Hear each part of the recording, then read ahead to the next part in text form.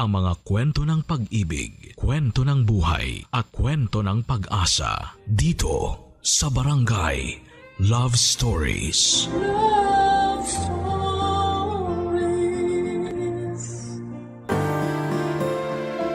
Isang pagkakilanlan ng bawat tao ang kanyang birth certificate.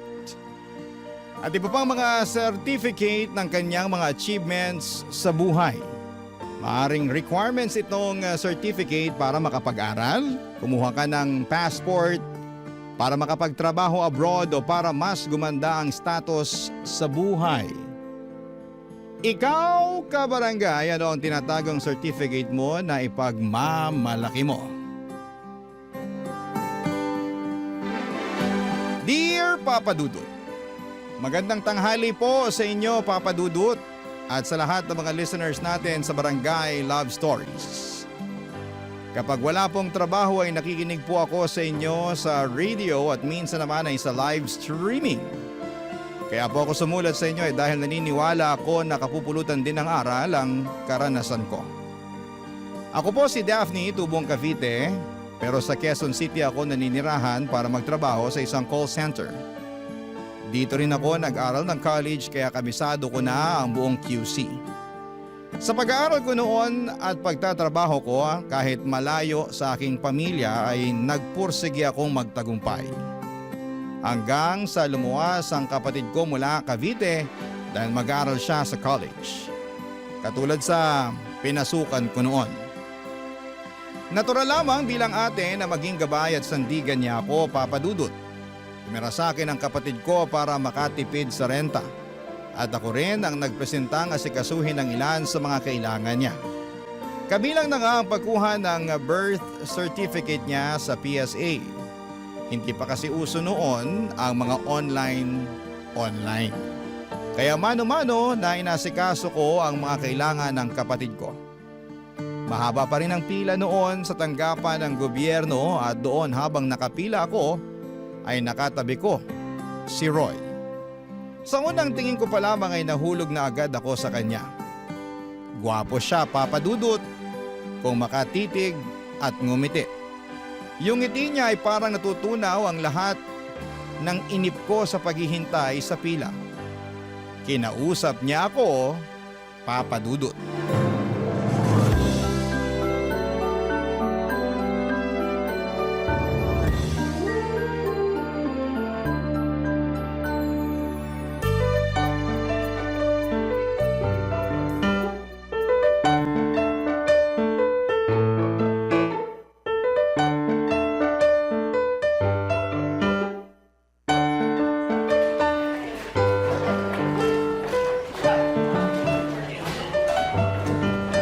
Ano nga ulit ang pangalan mo? Daphne, Roy, right? Tama. Anong kukunin mo? Senomar ba? Uy, grabe, hindi ah. Single nga ako at hindi pa ako magpapakasal. Mukha na ba akong ikakasal? Maganda ka kasi kaya naisip kong may pumakot agad sa'yo para di ka makuha ng iba. Ikaw naman. Kaso wala. Di ako naniniwala. Nako, dapat kang maniwala.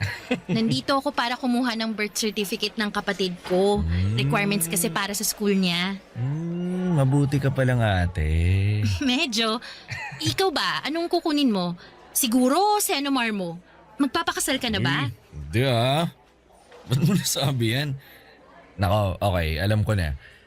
Dahil gwapo ako at malamang may babaeng binakuran agad ako para hindi ako makuha ng iba. Lakas ng tama mo. Bakit mo tinanong? Tinanong mo kaya ako niyang kanina, kaya binalik ko lang sa'yo. Sa bagay. Pero yun naman talagang sadya natin dito kukuha ng certificate. Birth, marriage. Basta ako, single ako. Kinuhaan ko rin yung kapatid ko ng birth certificate. Alay mo yun? Pareho tayo mababait na kapatid. Oo.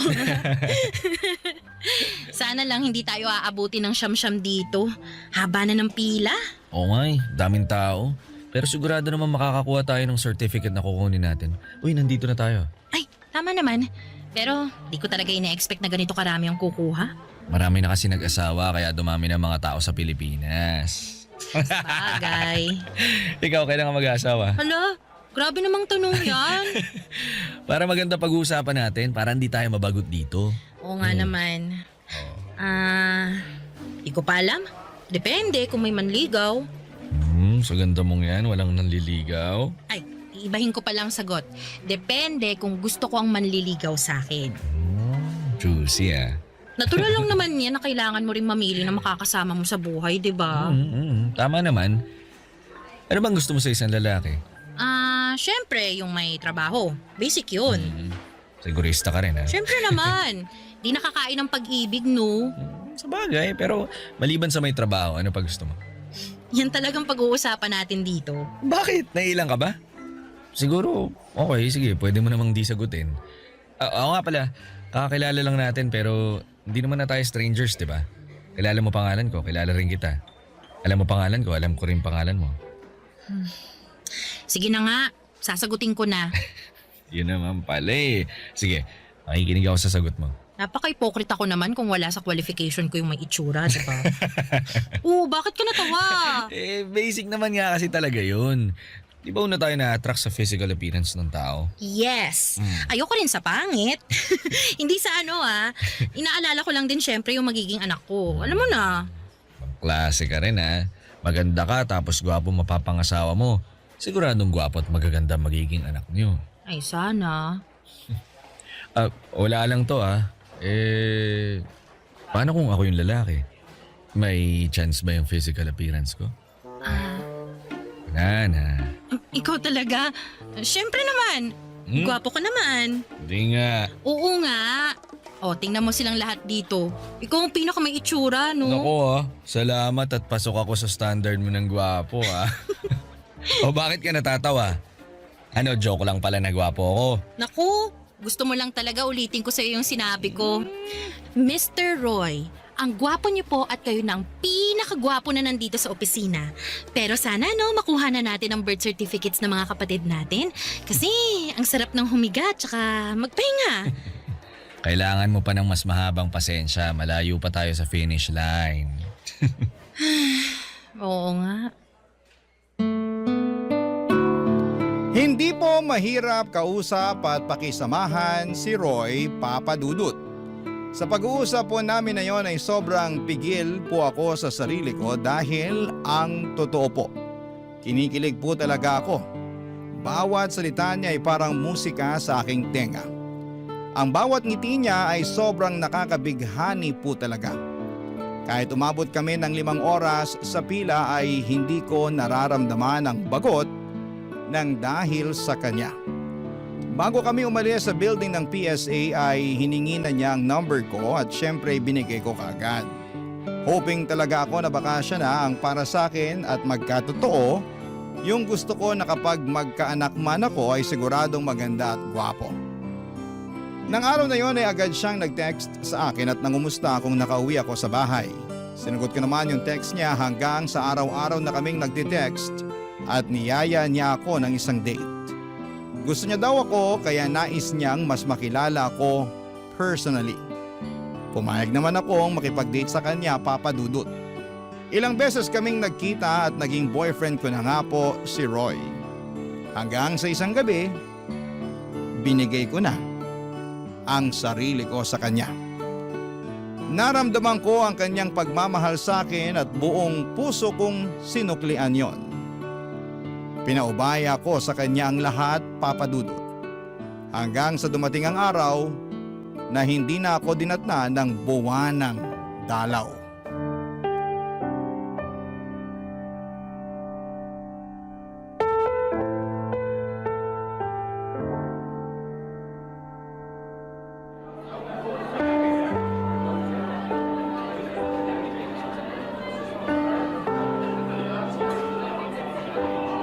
Mahal, may sasabihin sana ako sa'yo. Ano yun, mahal? Parang ang serious mo. Mahal mo naman ako, di ba? Mukhang seryoso nga to. Ano ba yan? Alam mo, mahal, di mo na dapat ako tanungin ng ganyan kasi alam naman natin ang sagot. Mahal kita. Mahal na mahal. Kaya nga dito kita dinala sa favorite restaurant mo kasi mahal kita eh. Salamat sa pagmamahal mo Na-appreciate ko talaga lahat ng to. Pero Anong pero? kinakabahan kasi ako. Ikaw talaga, 5 months na tayong magkarelasyon, kinakabahan ka pa rin sa akin? Tsaka kilala na natin ang isa't isa, di ba? Wala na tayong tinatago mula ulo hanggang paa. Kabisado na natin ang bawat isa. Tama ka, pero... Ano ba yung pero na yan? Sabihin mo na nga para ma-let go mo na yan, para gumaan na yung loob mo. Sige na, ano? Mukhang good news naman siguro to kasi nagmamahalan naman tayo. Mahal, hindi ako manghuhula. Sabihin mo na. Naaalala mo yung third monthsary natin? Yung nakalimutan natin gumamit ng proteksyon? Bale, hindi na kasi ako dinatnan. Tapos medyo masama din ang pakiramdam ko lately. Kaya, ayun, nag-pregnancy test na ako. Eto, kita mo naman ang resulta. 2 guhit. Buntis ako, mahal. Magkakaanak na tayo. Ano? Hindi ka ba natutuwa na magiging ama ka na? Alam mo naman, di ba? Sinabi ko na to sa'yo, hindi pa pwede. Alam mo, dapat ininom mo kasi yung pills mo eh. Ayaw mo ba? Sinisisi mo na nabuntis ako? Ibig sabihin, mahal, panagutan mo naman ang anak ko. Kasi sabi mo lang kanina na mahal mo ko tapos hindi mo pala ako pananagutan. Mahal kita, pero hindi pa ako handa na magkaanak tayo. Hindi pa pwede. Anong gagawin ko? Nakabuo na tayo, buntis ako. Pwede naman nating ipalaglag yan. Tama, maghahanap ako ng pwede nating lapitan para makatulong sa atin. Sasamahan kita. Ano? Mahal, hindi pa natin kailangan ng bata. Kapag kasal na tayo, may sariling bahay, yung financially okay na tayong dalawa, makakagawa naman tayo ng baby anytime sa future noon. Kaya pwede nating ipalaglag yung dinadala mo ngayon. Nahihibang ka na ba? Kasalanan niya sinasabi mo. Hindi ako papayag na ipapalaglag ang batang to. Hindi pwede. Pero mahal, hindi pa ako handa. Eh ako ba handa? Andito na to. Oh. Hindi ko ipapalaglag ang bata. Ayoko magkasala. Hindi ako mamamatay tao.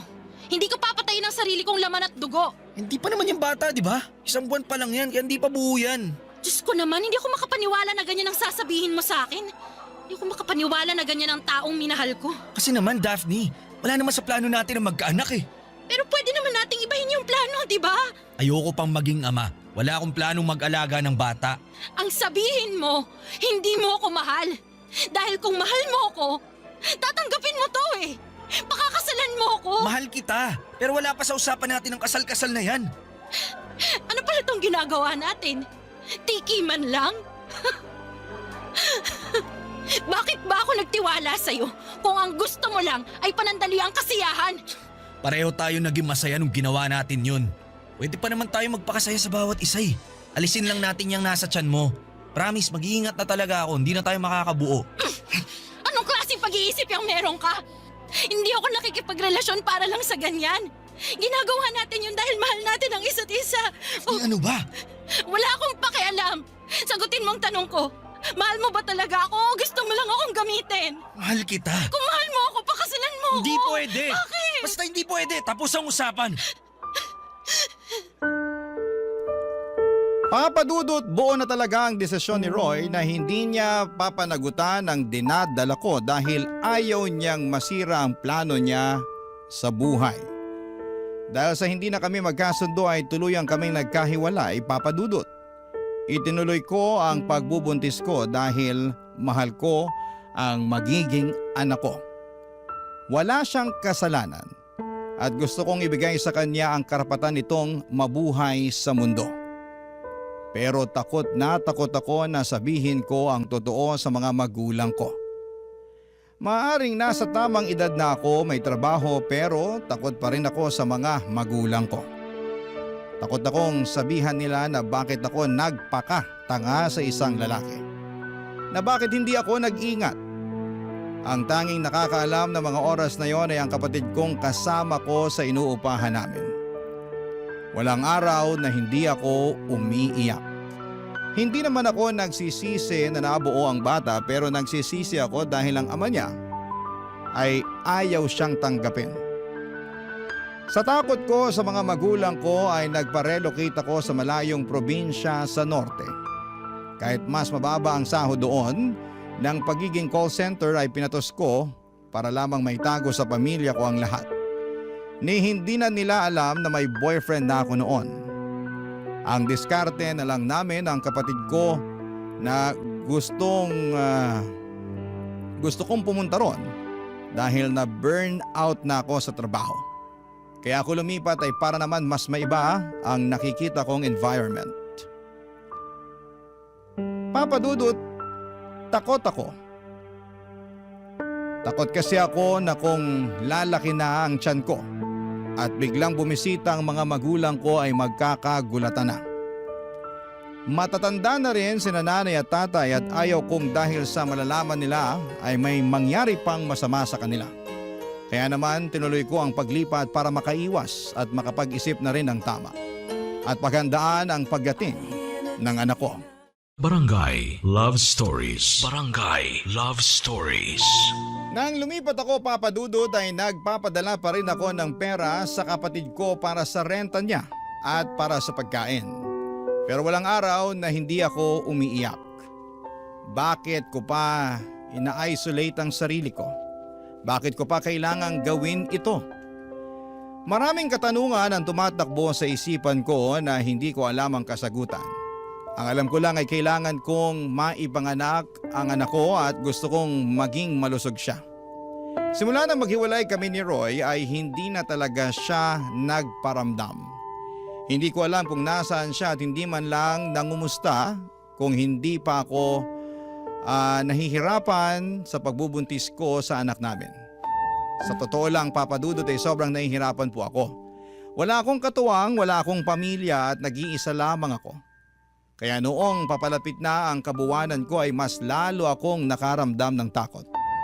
Paano kung hindi maging maayos ang panganganak ko? Ano ang gagawin ko kung wala akong pamilya o kaibigan man lang sa tabi ko na tutulong sa akin? Kaya naman naisipan kong lakasan ang sarili ko at umuwi sa Cavite. Ayaw kong mag-isa lamang ako sa oras na ipapanganak ko na ang aking supling.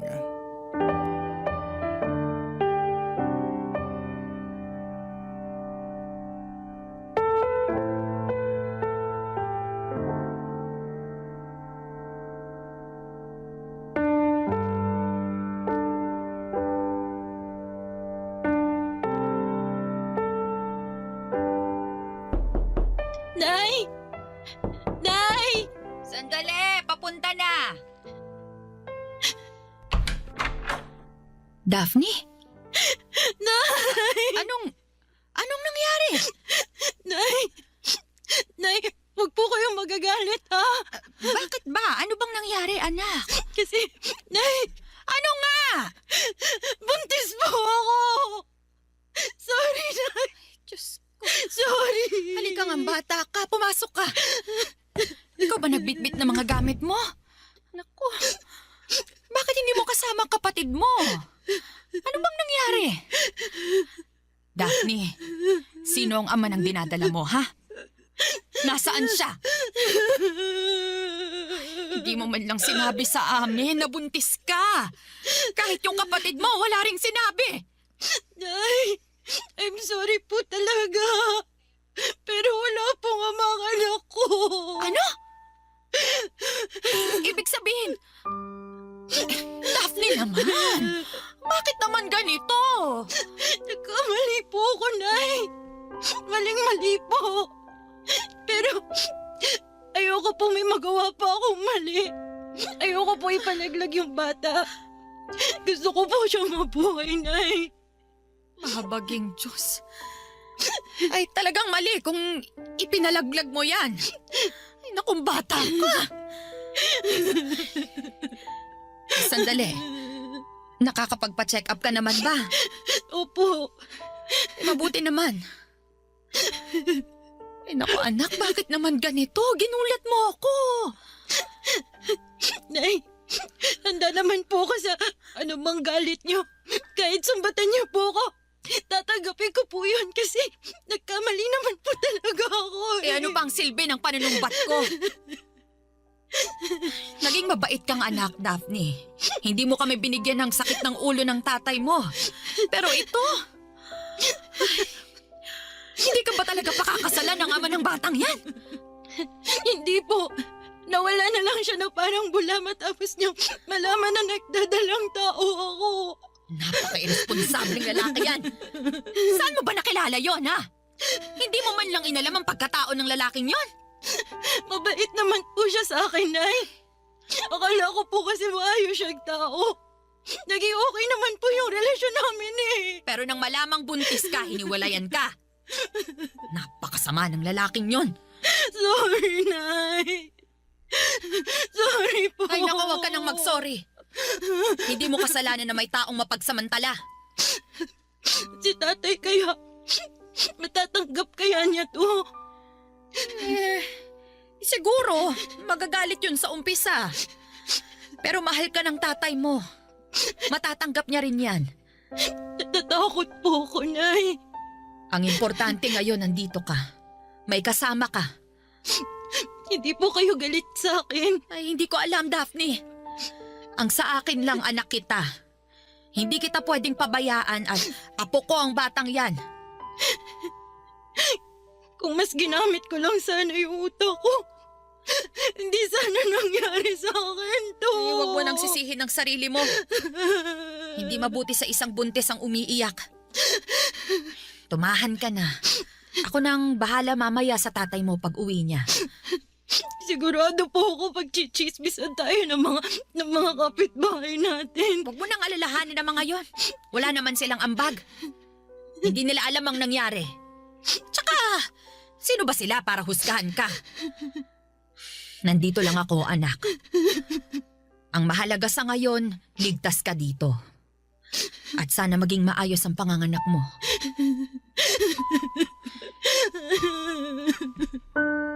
Papa Dudut, hindi madali kay tatay noong nalaman niya na buntis ako. Pero tulad ni nanay ay inunawan niya ako, Papa Dudut. Kalaunan ay pareho silang dalawa na naging excited na sa unang apo nila. Nakikipag-away pa sila sa mga marites na sinasabing disgrasyada daw ako. Hanggang sa dumating ang araw na pinanganak ko ang munting anghel ko. Sa unang rinig ko ng pag-iyak niya ay parang lalabay sa tenga ko. Ang sarap pala sa feeling na marinig ang boses ng anak mo na nagbibigay ako ng buhay. Nang makita ko, Papa Dudut, ang mukha niya ay sobrang tuwa ko. Tama lang ang desisyon ko na hindi ko siya pinalaglag. Tama ang desisyon kong harapin itong pagsubok na ito. Pinalaki ko ang anak ko ng mag-isa pero syempre nandyan naman ang lolo at lola niya. Bumalik ako sa Quezon City kasama ang anak ko at naging porsigido ako sa trabaho dahil sa anak ko. Kahit walang amang nakalagay sa birth certificate niya, nagiging ama at ina ko para sa kanya. Pinangako kong mamahalin at aalagaan ko siya. At kahit iniwanan kami ng ama niya, ay kaya ko siyang buhayin. Hanggang isang araw, bumisita si nanay sa QC. Namasyal kami sa isang mall at laking gulat ko, Papa Dudut. Sa unang pagkakataon matapos ang huli naming pag-uusap, ay nakita ko si Roy.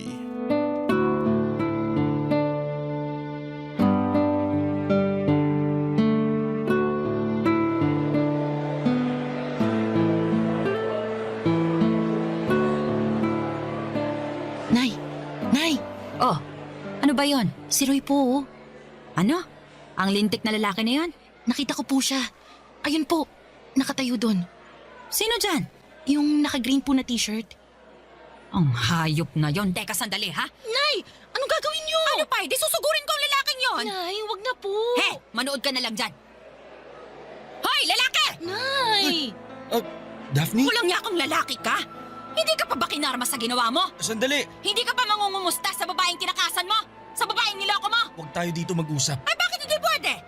Hoy, kahit saan ko gusto, wala ka magagawa. Ang sama-sama mong tao ka. Nakakaya po dito. Ay, naku, mahiya ka pa pala. Matapos mong buntisin ang anak ko, iwanan siya, tapos ngayon may pahiya-hiya ka pang nalalaman dyan. Ay! Roy, saan mo ba gusto mag-usap? Pagbibigyan kita. Hoy, Daphne! Sa parking lot, walang tao doon. Okay, doon tayo mag-usap. Ay, hindi. Gusto ko dito. Nay, tara na. Ayoko sabi! Nay!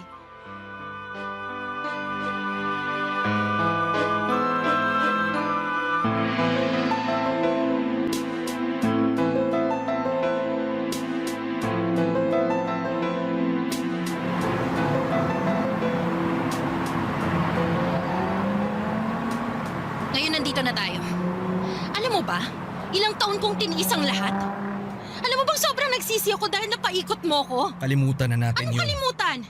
Kalimutan ang mga ginawa mo sa akin at sa anak ko? Ibang klase ka ring lalaki ka. Gagawin mo pang mamamatay taong anak ko noon sa plano mo? Hayop ka! Buti talaga hindi ako sumunod sa gusto mo eh. Kahit walang ama sa birth certificate ang anak ko, hindi kawalan. Pasensya na talaga. Hindi kasi talaga kita pwedeng panagutan nun. At kahit ngayon, At bakit? Dahil gusto mo maging single forever at anak ka ng mga babaeng gusto mong lokohin? hindi po. Daphne, sorry talaga. Alam mo, nakukonsensya talaga ako sa ginawa ko pero hindi talaga tayo pwede. Tama na nga yung hindi tayo pwede. Mas lalo mo nang pinamumukha na nagpakatanga ako sa'yo. Sa totoo lang, minahal kita. Alam mo yan. Pangklase? Mahal. Mahal tapos hindi pananagutan? Ano yon? Nagsinungaling ako sa'yo, Daphne. Ano? Mahal mo ko pero nagsinungaling ka. Alin ba doon ang totoo? Dapat hindi na natin to kinausap eh. Dapat sinapak na lang natin. Sobrang makasarili ako. Nung araw na nagkakilala tayo, nabighani talaga ako sa'yo. Totoo yun. Kaya napilitan ako magsinungaling sa'yo. Ano? Ang totoo, sa Inumar ang kinuha ko kasi magpapakasal na kami ng asawa ko nun. Ba't walang iya talaga to, ano? Ibig sabihin sa simula pa lang niloko mo na ako? Mangloloko ka? Kaya pala ayaw mo akong mabuntis. Kasi may sabit ka na pala. Napakasama mong tao. Napakasama mo. Bakit may taong katulad mo? Sinaktan mo ng hustong anak kong hayop ka! Ha? Ayan! Sige! Sorry, patawarin mo ako!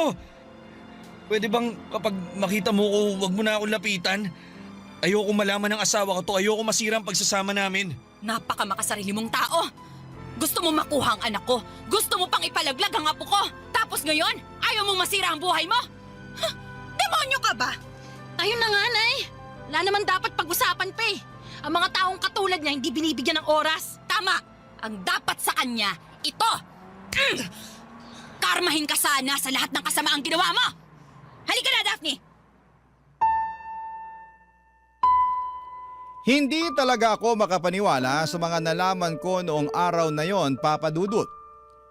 Hindi ko po inakalang naging kabit ako ng walang kaalam-alam dahil ikinasal pala siya noong nagkarelasyon kami. Kaya pala hindi niya ako pinakilala man lamang sa mga magulang niya at hindi ko napuntahan ang bahay nila. Parati lamang kaming nagkikita sa piling lugar dahil may tinatago pala siya sa akin, may asawa na pala siya. Matapos ang pag-walkout namin ni Nanay sa harapan ni Roy dahil ayaw na ni Nanay na mas ma-humiliate pa kami sa kalokohang ginawa niya, ay dumiretso na kami sa bahay. Buti na lamang at mas pinairal ni Nanay ang utak niya at hindi ang kanyang emosyon. Natakot ako na baka atakihin sa high blood si Nanay dahil nakaka-high blood naman talaga ang mga pangyayari at ang makitang pagmumukha ni Roy. Ewan ko ba at hindi ko mapigilang umiyak noon. Dahil nga hindi ko matanggap na naloko ako ng lalaking may sabit na. Kaya naman pinayuhan ako ng nanay ko na huwag nang iyakan. Ang importante ay nakawala ako sa lalaking hindi dapat bigyan ng pansin. Ang importante ay ang anak ko at ang future niya. Kahit ganun pa man ang nangyari, Papa Dudut. Hindi ko naman po pinagsisihan na naipanganak ko ang isang anghel sa buhay ko. Maligaya ako bawat araw, lalo na kapag tinatawag niya akong mama at nilalambing. Pinaparamdam niya sa akin na sapat na ako para sa kanya. Barangay Love Stories. Barangay Love Stories.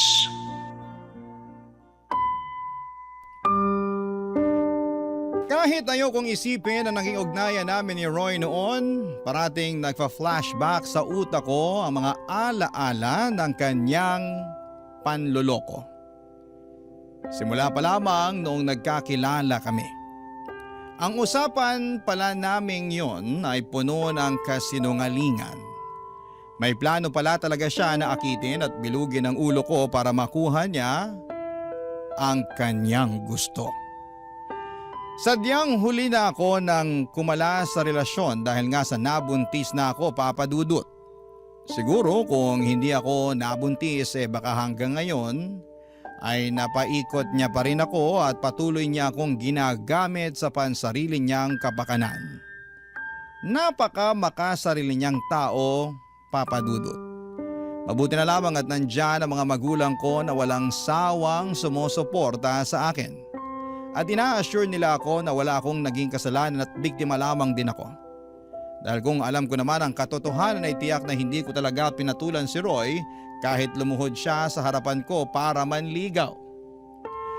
Alam nyo kasi, Papa Dudut, may detalye doon sa paghaharap namin ni Roy kasama ang nanay ko na hindi ko alam.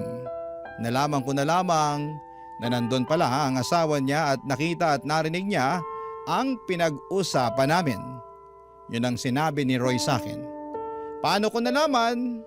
Dahil isang araw ay nagulat na lamang ako at natunto ni Roy kung saan ako nagtatrabaho, Papa Dudut.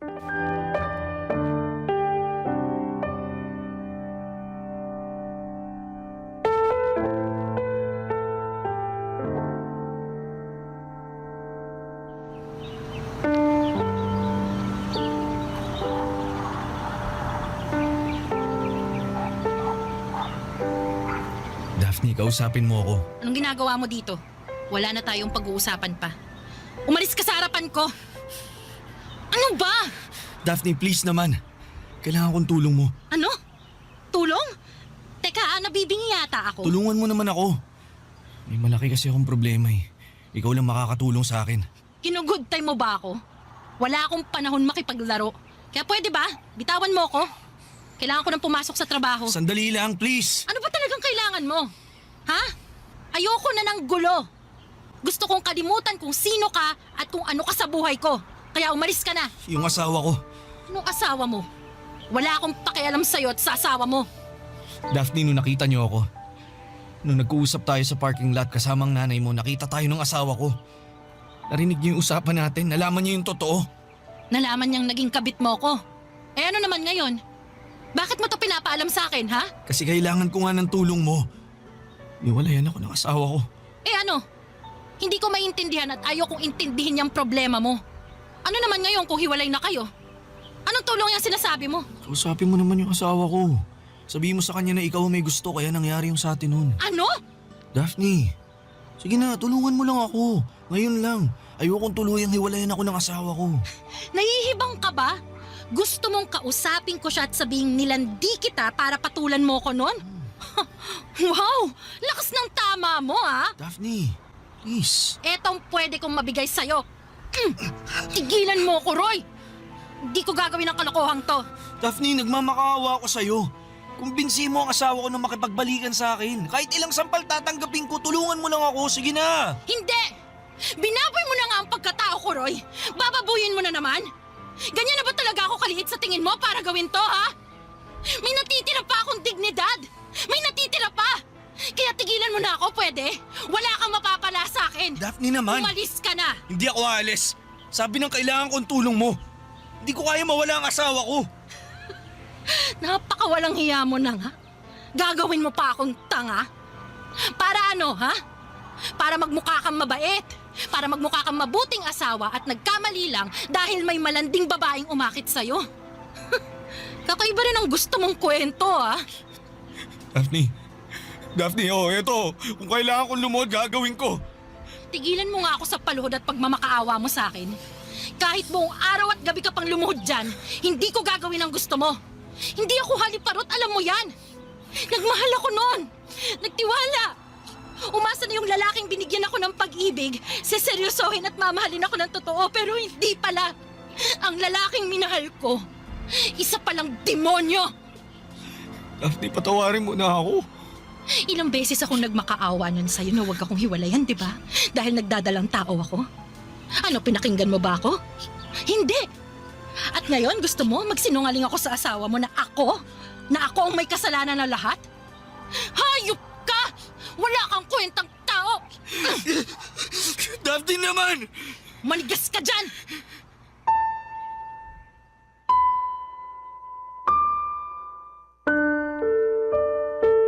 Sobrang nag-init talaga ang buo kong katawan sa gustong mangyari ni Roy, Papa Dudut. Niloko na nga ako, gusto pa niyang maging kasabwat ako sa panlulokong gagawin niya. Sino bang matinong babae ang papayag sa ganon? At saka hindi ako cheap na babae na pwede niyang gamitin. Pagkatapos ng tagpong yon ay hindi ko na alam kung anong nangyari kay Roy. At siguro'y tuluyan na siyang hiniwalayan ng kanyang asawa. Deserve naman niya kasi wala siyang kwentang lalaki.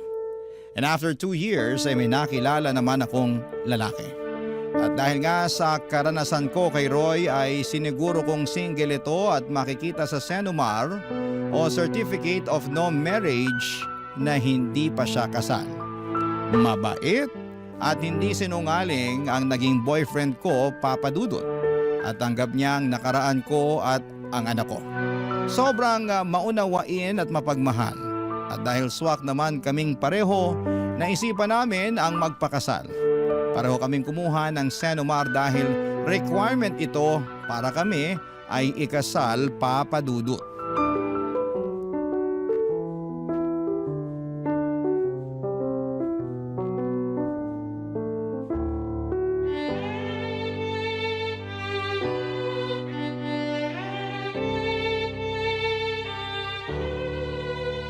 Evan, dumating na yung Senomar natin. Bubuksan ko na ba tong 2 envelope? Sabay ba talaga? Sabay tayong kumuha eh. Sige, buksan mo na para malaman mo single na single ako at ready na pakasalan ka. Sige, ikaw ang magbubukas ng sa akin at ako naman ng sayo. Game? Game. Teka, babasahin ko na. Ayan! Single! Single nga, sabi ko sa iyo eh. O ano, pwede na tayo ikasal. Wala tayong sabit pareho. Han! Oh, bakit ka umiyak? Hindi ko mapigilan. Natutuwa lang ako kasi matutuloy na yung kasal natin. Ako rin, sobrang saya ko na ikaw magiging asawa ko. Evan and Daphne Nuptial. Malapit na malapit na. Parang showing soon lang na plug ah. O bakit? Artistahin naman tayo ah. Alam mo Han, naisip ko, total magiging mag-asawa na tayo. Magiging isang pamilya na tayo. Gusto ko nang ituloy yung sinabi ko nun sa'yo. Yung bala kong i-adapt yung anak mo. Gusto ko magamit niya ang apelyido ko na ako ang legal na ama niya sa mata ng batas. Talaga ba? Oo naman. Kaya sana pumayag ka na. Sorry, Han. Oh, ayaw mo pa rin? Hindi. Gusto ko. Doon kasi, hindi ako sure sa idea mo na ganito. Kasi nga, ayoko mag-expect na magiging happy ending tayo. Pero napatunayan ko na totoo ka. Na mahal mo nga ako. At wala kang ibang babae sa buhay mo kundi ako. Alam mo Han, walang araw na hindi ako naging totoo sa'yo. Ayoko rin yung sinungaling na tao eh. Basta ngayon, ang importante malapit na yung kasal natin. At gusto ko na ibigay ko rin sa anak mo yung apelyido ko. Kasi hindi lang ikaw ang mahal ko, pati na rin ang anak mo. Ang lahat sa'yo. Han. Deserve mo at ng anak natin na maging masaya tayo bilang isang pamilya, ha? Kaya please, pumayag ka na. Oo naman. Gusto kong dalhin namin ng anak ko ang apelyido ng isang lalaking sobrang bait. Salamat, Hana. Ikaw kasi, mabait ako kasi mabait ka rin. Tsaka, may isa pa pala akong request. Ano yun? Gusto ko, gawa agad tayo ng kapatid niya para 2 na agad yung anak natin. Oo ba? Oh, yun naman pala eh. Ready na ako dyan. Yan. Happy family tayo niyan. Magkakaroon na tayo ng marriage certificate. At sayong-sayo na ako. Ang swerte ko sa'yo. Ako ang swerte sa'yo. Mahal na mahal kita, Han. Mahal na mahal na mahal din kitahan.